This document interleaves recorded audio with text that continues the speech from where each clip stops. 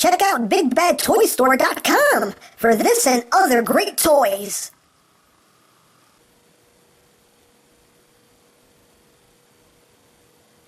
Okay, so how many repaints of this toy are we gonna get in the future? Come on, people, place your bets! Place your bets!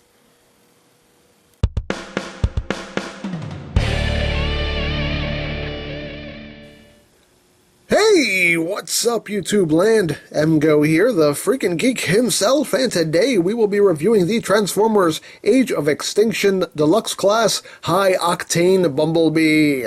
So here we are, and there he is, and first and foremost, as always, we'll take a quick look at the packaging. So here it is, you got a cool picture of Bumblebee there, all like, I'm gonna punch you!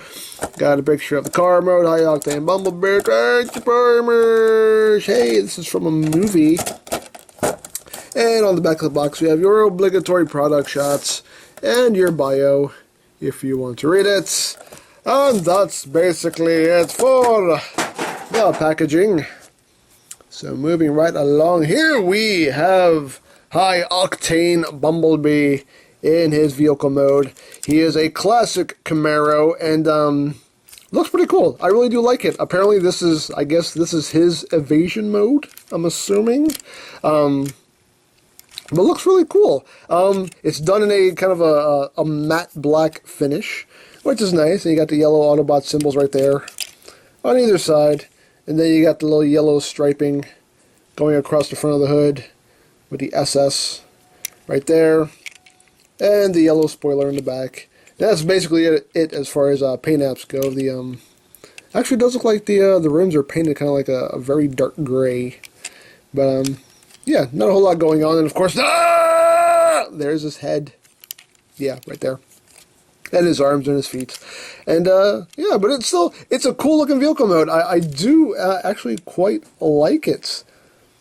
When I first saw pictures of this, you know, from the set, I thought to myself, okay, something different going on with Bumblebee here, and I like it. I do quite like it.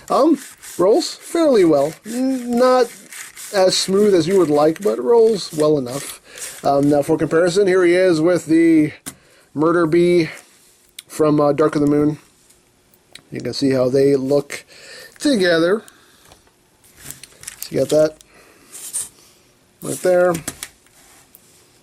There you go. Definitely a bit smaller. So there you have that. Here he is with evasion mode. Optimus Prime, because apparently they're just going to be, you know, evading stuff together. So you have evasion mode Optimus Prime. Again, just so you can see how they stack up. And actually, lengthwise, they're basically the same length, as you can see. So, there you have that. And here he is with Bulkhead, I mean Hound. You can see how they look together. So, there you have that. So, yeah. Pretty cool. Pretty cool, I will say. So, we'll get down to transformation. So, first thing you want to do is you want to open up these doors right here. Like that. Then you want to take this whole front section here. You want to just bring it down slightly. And that'll free up these panels right here with the wheels. And bring those back. Just like that. You're going to come back here, you're going to split this whole rear section here. That'll free up this whole roof section. And you just want to bring that up like that. You're going to take this back section here of the roof and bring it up. It's on a double hinge. So you're just going to bring that up just like that. Get that all out of the way. And you're going to take the arms. You're going to untab them. They actually tab together via the gun right here. So you just want to make sure you untab the one arm here. And you're just going to bring it up, swing it around, and bring it out. Like that. Second first, same as the first. Just bring that arm up, bring it around, and bring it out. Just like that.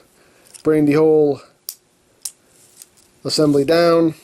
And you'll see this part of the hood will actually split open to allow the head to come through. Now you want to take the front bumper section here and you want to untab it and these two tabs right here will tab into this slot right here. And when you tab them in, it'll actually make the bumper tab in at an angle, which can be a little bit of a pain to do, but you got one side, and then you just bring down the other side. There you go. And when you got it all tabbed in, it actually makes the bumper sit at an angle like that, which is pretty cool. And just bring these down so they're flat, like that. Then you're just going to come here, and these legs basically work like every movie Bumblebee's legs have worked in the history of movie Bumblebees. Just going to take the leg and just extend it down, bring the foot up. Now you can leave this panel down if you want, but the instructions say to bring them up. And when you bring them up, they actually raise up this little piece of detailing. The leg is still kind of gappy, so either way you do it, you're going to have gaps in the legs, but you know, it's totally up to you. Straighten out the leg. Second verse, same as the first. Extend the leg, bring up the foot, bring that up. Just straighten out the leg.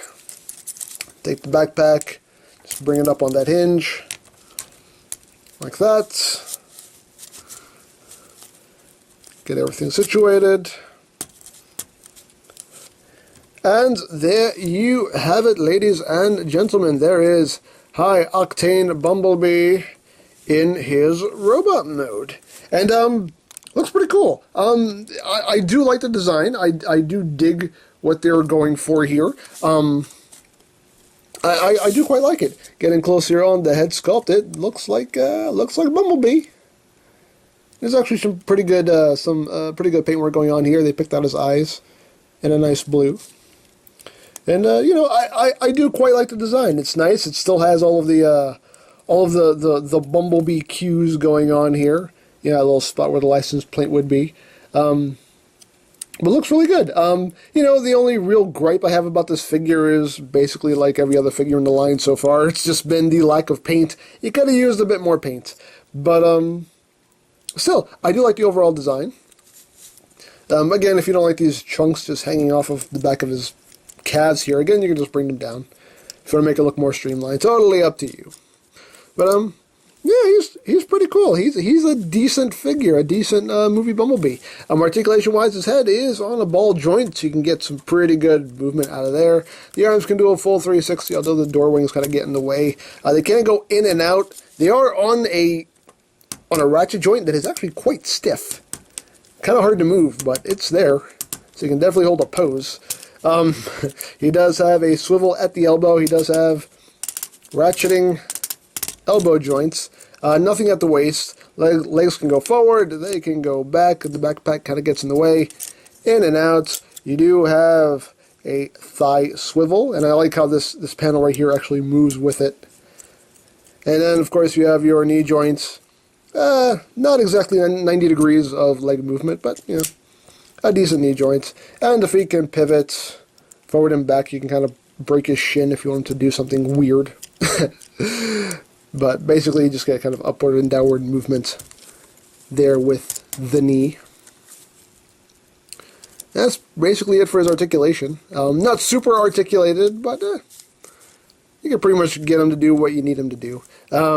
He does have this little missile launcher attached to his arm, and it's just one of those friction missiles. You just give it a push, and pew! And there you go. So, you have that.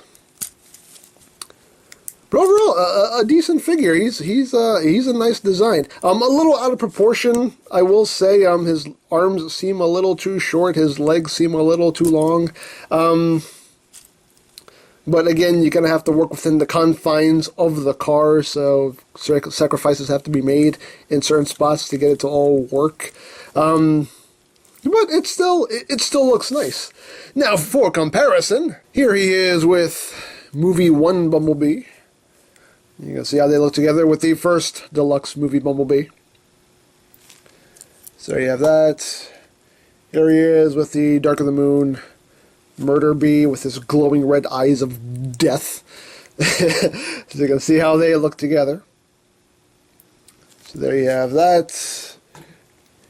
Here he is with Voyager Evasion Mode Optimus. So you can see how they look together.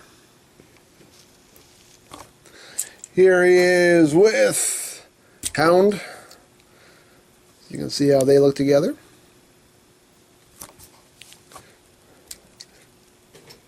And just the heck of it, here he is with Grimlock.